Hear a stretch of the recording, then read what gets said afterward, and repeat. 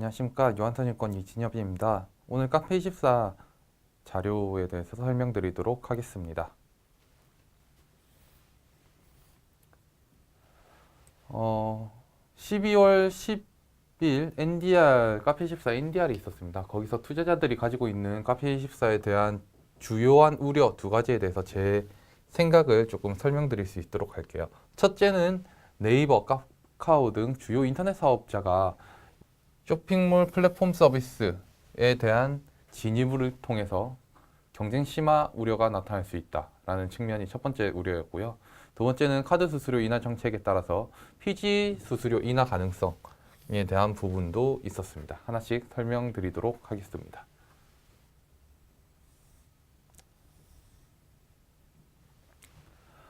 네이버나 카카오 등 주요 인터넷 사업자들이 최근 이커머스 사업 확대를 적극적으로 추진 중에 있습니다.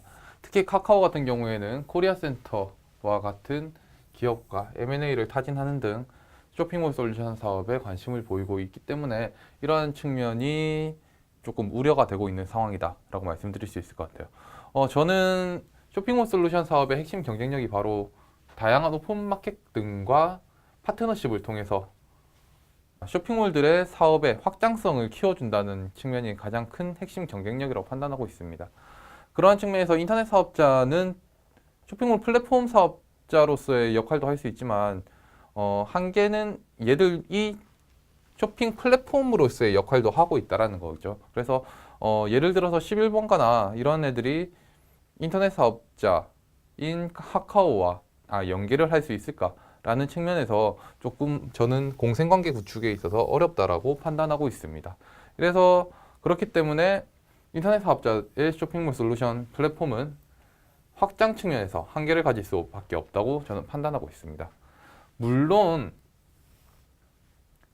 인터넷 업체 같은 경우에는 인터넷 은행도 보유하고 있고 광고 솔루션 등 다양한 자사의 생태계를 활용해서 쇼핑몰 지원 서비스를 펼칠 수 있고요. 이 부분이 얘들의 강점이 될 수 있다는 점은 절대 부인하지 않습니다. 하지만 앞서도 말씀드렸다시피 핵심 쇼핑몰 솔루션 사업의 핵심 경쟁력이 바로 쇼핑몰 사업에서의 확장성이라고 한다면 결국 경쟁 심화 가능성은 낮다라고 판단하고 있고, 지금 현재와 같이 카카오, 네이버 등과 같이 카페24는 향후에도 여전히 공생관계를 유지할 것으로 저는 판단하고 있습니다.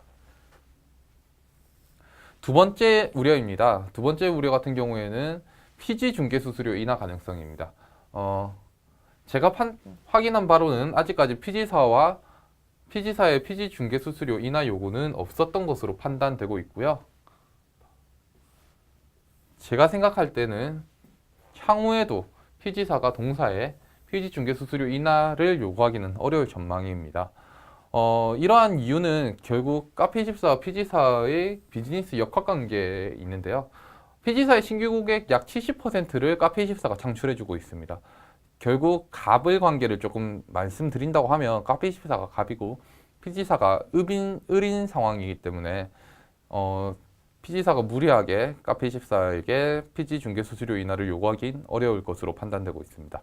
또한 현재 사업의 확장을 위해서 카페24 같은 경우에는 PG업 인가를 받고 있는 상황입니다. 이렇기 때문에 혹여라도 중개수수료 PG사가 중개수수료 인하를 요구할 경우에는 동사가 PG업을 직접 할 수도 있다라는 이러한 상황이 놓여 있기 때문에 무리하게 동사에게 PG 중개수수료 인하를 요구하기는 어렵다라고 판단하고 있습니다.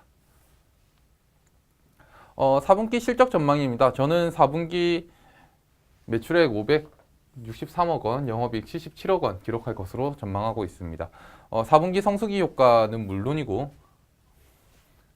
전년과 추석 시점 차이가 있기 때문에 이 부분이 동사의 4분기 실적에 긍정적으로 작용할 것으로 판단하고 있습니다. 또한 10월에 인수한 핌즈의 실적 역시 이번 4분기부터 인식될 거고요.